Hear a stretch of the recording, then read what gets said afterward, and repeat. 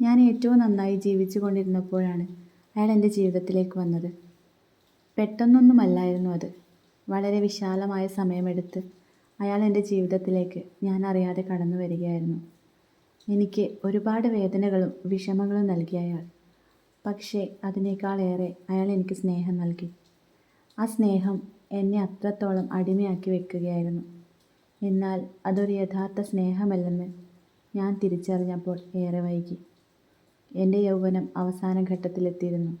എൻ്റെ ആത്മാവ് പകുതിയിലേറെ മുറിപ്പെട്ടു പോയിരുന്നു. ഞാൻ ആരോഗ്യപരമായും മാനസികമായും തളർന്നു. എനിക്ക് മുട്ടാൻ വാതിലുകളോ എനിക്ക് ചേക്കേറാൻ മറ്റിടങ്ങളോ ഉണ്ടായിരുന്നില്ല. എല്ലാവരും എന്നെ ഭാഗ്യവതി എന്ന് വിളിച്ചപ്പോഴും എൻ്റെ ആത്മാവിൻ്റെ കരച്ചിൽ ആരും കേട്ടില്ല. ഇപ്പോൾ എവിടെയും പറന്ന് രക്ഷപ്പെടാൻ കഴിയാതെ ഒരു കൂട്ടിലെന്ന പോലെ ഞാൻ ജീവിക്കുന്നു.